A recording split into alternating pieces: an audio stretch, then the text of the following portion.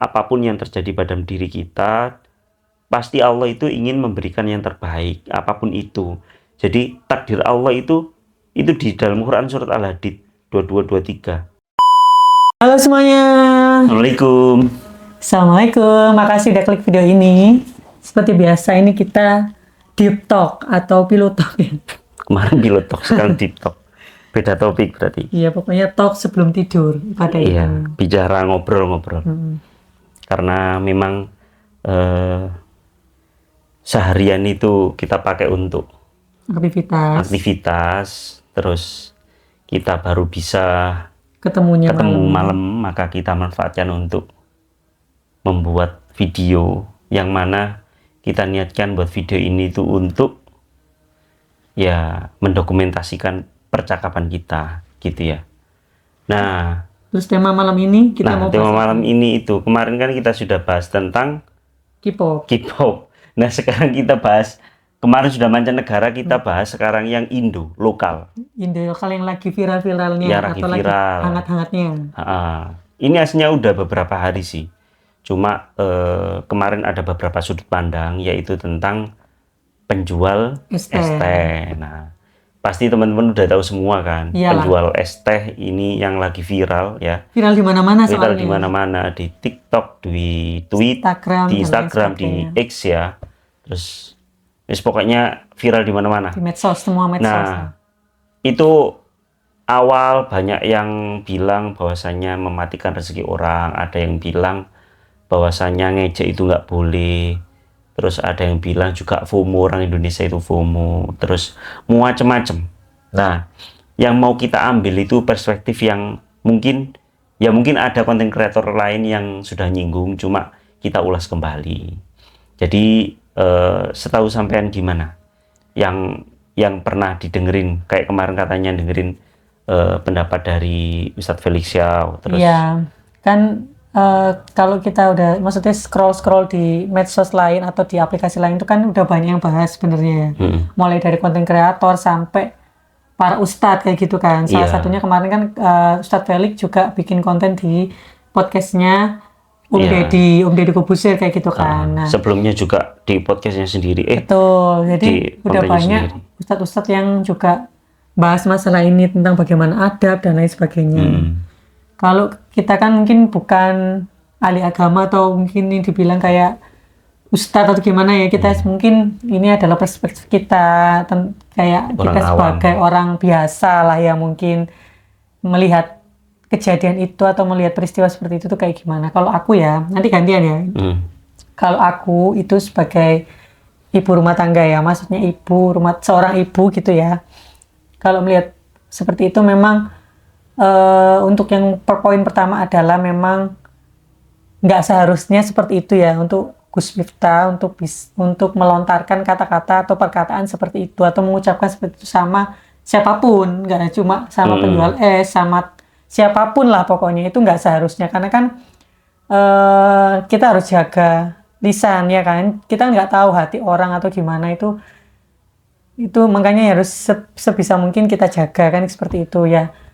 Kita sendiri juga menyadari ya, pasti juga aku sendiri menyadari ya guys, pasti juga aku mungkin ya kadang keceplosan atau mungkin nggak tahu situasi gitu ya, pas mungkin sama Pak Nazar juga, maksudnya kalau menyinggung gitu-gitu kan kadang mungkin nggak ya, tapi memang harus sebisa mungkin lah kita jangan sampai melontarkan perkataan yang tidak enak atau yang kurang baik pada orang, apalagi di depan umum kayak gitu kan.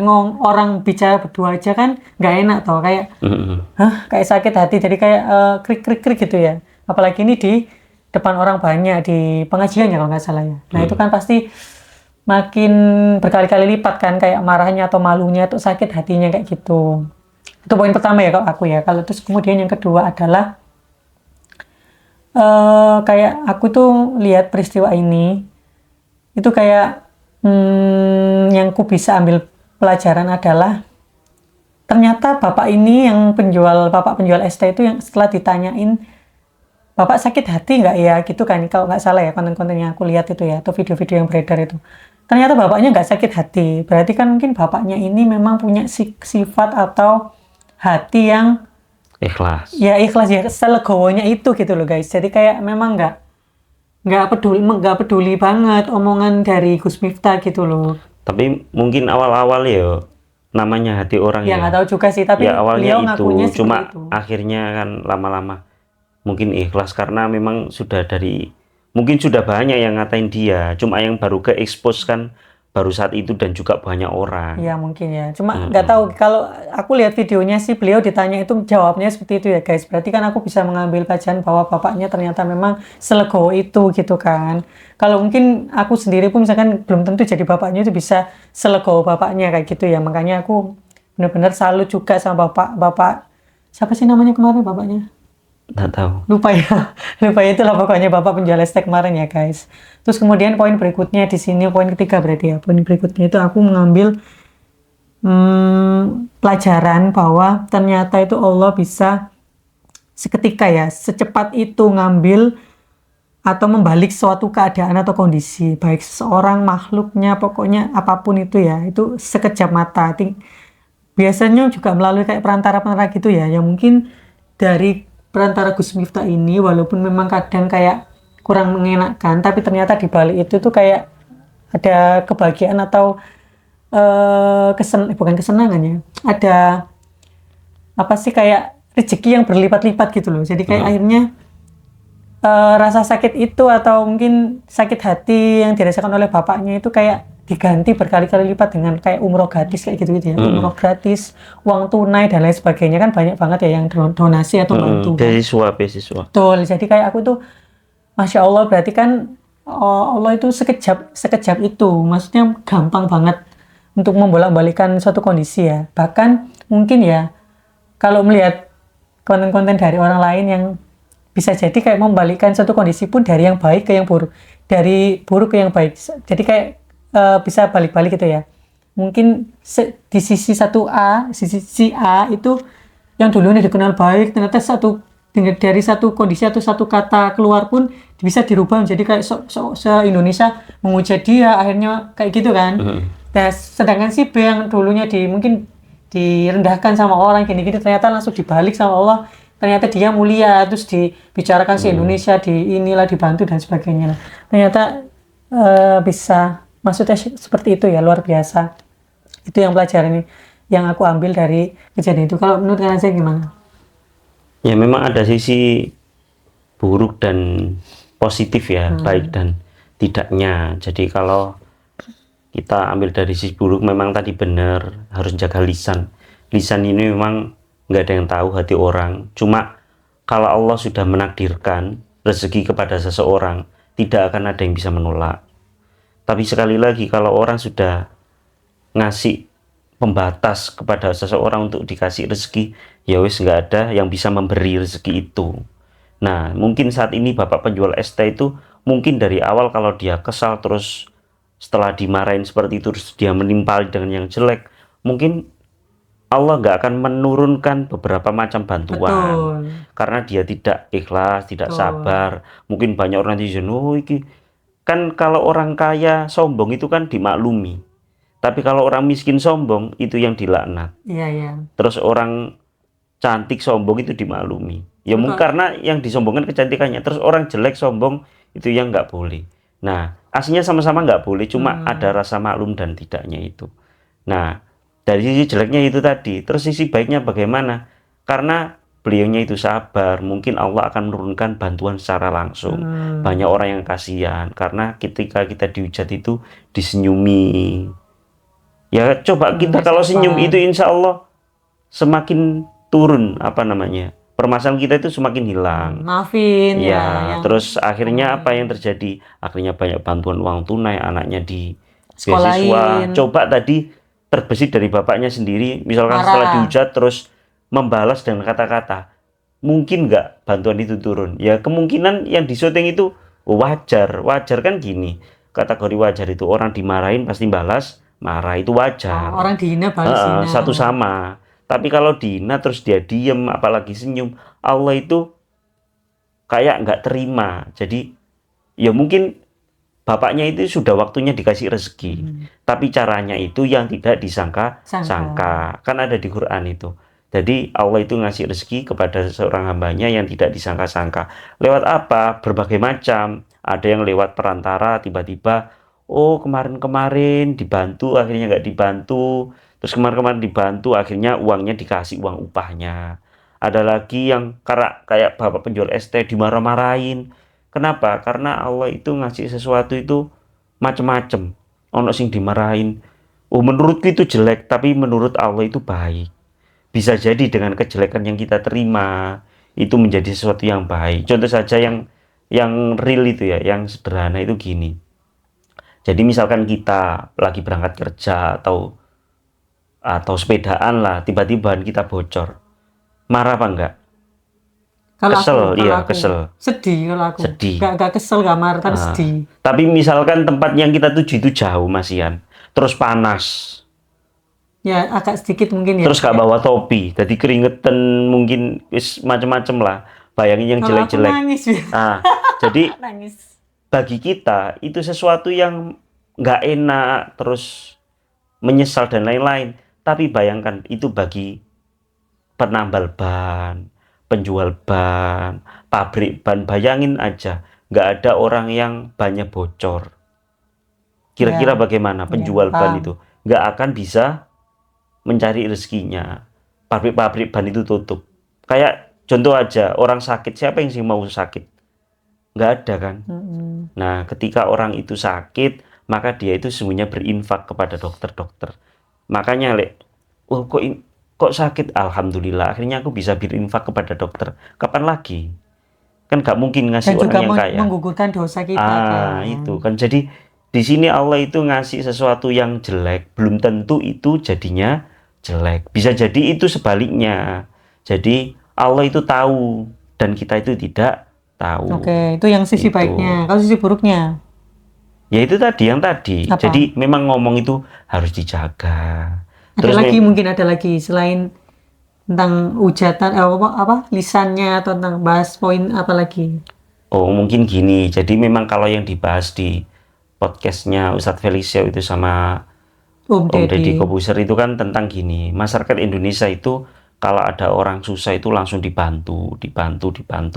Akhirnya jadinya viral. Akhirnya menyebabkan banyak orang yang ingin dikasihani. Jadi misalkan orang itu penjual es teh kan ya. Orang itu misalkan hanya penghasilannya itu aja. Punya rumah yang jelek. Ternyata ada penjual es teh yang lain. Ternyata itu lebih parah lagi. Sudah nggak punya rumah, hidupnya sendirian, sudah tua. Akhirnya timbul rasa iri ingin ingin dibantu. Akhirnya sekarang kan viral penjual es teh di mana-mana, terus ingin dibantu. Nah, seperti inilah yang mungkin ya kita nggak bisa menyalahkan yang ngasih. Karena memang itu kan sudah takdirnya Allah. Iya sih. Terus orang lain yang ingin meniru, ya nggak bisa kan, takdir itu macam-macam.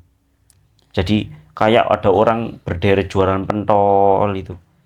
Meskipun banyak jual pentol kan banyak rezekinya yang juga sudah diatur. Maka di sini kalau kesimpulanku ya, karena udah ngomong panjang. Jadi apapun yang kita temukan ya, omongan orang, ejekan orang, ya saya nggak menyalahkan orang yang ngejek apa atau apa ya. Karena itu semuanya sudah ditakdirkan Allah. Jadi Allah sudah menakdirkan kepada orang itu untuk menciptakan itu, sehingga akan ada rezeki yang akan datang. Kalau kita ikhlas, kan ada kan itu. Kalau kita bersyukur, maka akan ditambah. Kalau kita kufur, maka akan diazab. Itu kan sudah jelas. Ya. Makanya di sini itu ya mungkin nggak boleh. Tapi kan kalau kita diejek, ya nggak apa-apa, diterima aja. Wong namanya diejek belum tentu benar. Terus kita bersabar, Allah akan menambah nikmat. Ya mungkin itu. Jadi mungkin banyak sekarang itu yang ini ya, yang pengen diejek Gus Miftah. Kenapa ya? Karena mungkin ucapannya canggih. Karena dengan ucapannya akhirnya lantaran itu ya Allah memberikan lantaran seperti itu. Ya. Terus bahas masalah yang ini loh, yang apa? Banyak yang memberi tadi loh, banyak yang donasi dan lain sebagainya kan, akhirnya menimbulkan iri. Kalau menurutku ya itu ada salah satu poin yang harus ku ambil di situ. Misalkan para donatur itu yang memberikan bantuan atau uang tunai atau dan sebagainya, misalkan kok nggak diposting gitu ya, kayak diam-diam lah tiba-tiba ngasih bantuan ke bapaknya gitu, kayaknya nggak akan memicu yang lain. Yang lain ya, kayak yang namanya, apalagi kan rata-rata yang ngasih donasi atau bantuan kan orang-orang yang mungkin sudah kaya kayak gitu kan, yang mungkin followernya juga banyak. Akhirnya kan banyak orang yang menonton video itu dan kesebar kemana-mana, nggak gitu nggak sih? Akhirnya kan ya itu tadi, timbul iri dan sebagainya buat yang lain mungkin yang kondisinya lebih parah. Misalkan mungkin kalau nggak diposting, ya udahlah, kayak hanya memang rasa iba atau memang simpati dengan bapaknya, ini terus uang berlebihannya kita kasih bantuan seperti itu kan, karena mungkin sedih juga lihat peristiwa bapaknya juga mungkin lagi susah dan lain sebagainya. Akhirnya kita bantu, mungkin nggak meledak, maksudnya gimana ya, akhirnya nggak memicu yang lain untuk biar kan aku juga tahu kan konten, ada orang penjual ST bikin konten, orang penjual ST yang lain ini bikin konten kayak dia itu rela banget dimaki-maki sama Gus Miftah atau dihina dan segala macam, boleh lah, bahkan dia mau sampai kayak pokoknya mau yang penting dapat uang gitu loh. Mau diapakan sama Gus Miftah itu, orangnya nggak apa-apa gitu, yang penting aku dapat 100 juta karena memang dia butuh. Nah kayak gitu kan jadinya gimana gitu, gara-gara konten ya. Itu memang kan gini, jadi setiap orang kan kalau sudah tahu akhirnya, contoh misalkan silakan pergi ke utara, ngapain nggak tahu, pasti orang itu mikir, tapi silakan pergi ke sana meskipun jauh, meskipun jalan kaki merangkak, tapi di sana nanti dapat 100 juta pasti akan dilakukan karena sudah tahu hasilnya. Dan orang-orang sekarang kan sudah tahu hasilnya, lek berbuat, lek sabar, lek apa, itu pasti dapat gitu. Dan terkait tentang yang dikontenkan, memang sekarang kan zaman serba digitalisasi, apa-apa dikontenkan. Ya kayak ada orang yang sedih, ditanya, Pak sudah laku berapa? Belum nak, akhirnya saya beli semua Pak. Oh, no, itu dikuat konten. Ya kita nggak tahu ya isi hati orang ya. Ngonten itu untuk mungkin untuk niatnya untuk apa? Mungkin niatnya gini. Ya saya mengambil positifnya, mungkin niatnya dia itu ingin ngasih contoh kebaikan kepada orang lain, bahwasanya kalau ada orang yang susah, kita berlebih itu kita bantu, kayak gitu kan. Ya, positive thinking aja. Positive thinking. Karena apa? Ya karena itu tadi nggak ada yang tahu isi hati orang. Kan kita kalau berbuat baik itu terus kita share, itu kan baik. Ngasih contoh yang baik. Jadi yang diperbolehkan gini, contoh, ayo silakan dibuka amal itu. Biar nggak yang keluar di media atau di aplikasi atau di medsos itu yang buruk-buruk aja gitu kan. Kayak gitu kan nggak apa-apa, pamer, bukan pamer sih aslinya, kita memberi contoh motivasi. Nah, sesuatu niat yang harus ditata itu ya, niat memberi itu. Jadi niat memberi ini balik lagi ke masing-masing. Iya, kan? Jadi contoh, wis aku tak niatkan ini memberi, ngasih contoh yang lain, biar yang lain itu termotivasi. Ternyata ada orang temen yang ini, bangga ya gini-gini, akhirnya dia setelah niatnya itu ingin ngasih contoh, akhirnya dia ingin ria atau pamer. Jadi memang itu tipis sekali. Nah, ya pokoknya hikmahnya itu tadi, apapun yang terjadi pada diri kita, pasti Allah itu ingin memberikan yang terbaik, apapun itu. Jadi takdir Allah itu di dalam Quran surat Al-Hadid 22-23. Jadi apa yang telah terjadi padamu dan yang telah luput padamu, maksudnya kita itu sudah mengusahakan, ternyata itu tidak sesuai dengan rencana. Bahkan yang daun jatuh dari pohonnya itu semuanya telah tertulis di Lauful Maut. Kenapa kok Allah menciptakan itu? Supaya kamu jangan sombong dan jangan bersedih hati terhadap apa yang telah menimpamu. Ya wis itu. Ya. Terus di terakhir gini, di Al-Baqarah terakhir itu, la yukallifu nafsan illa wus'aha. Jadi semua yang menimpa pada dirimu itu sesuai kadarnya.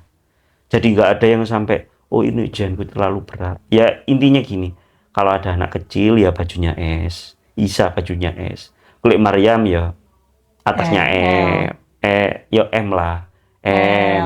Ya nggak tahu, pokoknya atasnya S. Terus kalau aku mungkin Bapak mungkin XL. Mungkin kalau dikasih S mungkin nggak muat, Isa dikasih XL kebesaran. Nah itu kadar manusia, bahwa pastinya semuanya pasti bisa mengatasi. Memang mudah ngomong gini, saya saja kalau kena masalah itu ya bingung. Ya semuanya dikembalikan kepada Allah, pasti Allah menakdirkan kesedihan, kebahagiaan, semuanya itu sudah diatur. Setelah sedih pasti senang, setelah senang pasti sedih. Itu semuanya sudah berjalan. Ada lagunya kan itu, Bumi Berputar. Ya intinya kan kayak kejadian ini tuh akhirnya memberikan beberapa atau banyak pelajaran iya, yang hikmah kepada kita yang semua. buat kita ya audiens yang menonton atau mengetahui kabar atau tragedi atau info itu gitulah ya. Ya intinya itu tadi. Bisa jadikan kita pelajaran Tergantung baik orangnya ke kan. depannya. Orangnya mau ngambil yang baik atau buruk atau mau menghujat Gus Miftah atau siapa. Tapi itu semuanya kan sudah skenario dari Allah kan, sudah mendapatkan restu. Kenapa mendapatkan restu ya? Sudah terjadi. Coba kalau nggak mendapatkan restu nggak akan terjadi. Dan semuanya sudah diatur bahwa rezekinya Bapak penjual es teh seperti ini. Dan yang lain ingin meniru, ya nggak bisa. Gitu. Oke. Ada lagi mungkin tambahan? Nggak ada. Mungkin ini sudah lama. Sudah malam. Iya. Mungkin itu teman-teman ya. Kita sharing sedikit pendapat kita. Ya mungkin setiap manusia itu berhak berpendapat. Benar salahnya itu ya relatif ya. Karena sekarang itu menentukan benar salah menurut subjektif seseorang itu ya kayak gimana. Yang menurut kalian gimana juga kalau seperti ini. Tulis di kolom komentar buat yang setuju atau tidak setuju. Terus berikan alasannya. Oke? Terima kasih ya Ya. sudah nemenin kita untuk TikTok atau Pillow Talk Iya. pada malam hari ini. Nanti kita Ya. jumpa di episode-episode berikutnya ya. Ya. Atau di TikTok berikutnya. Oke. Bye-bye. Assalamualaikum.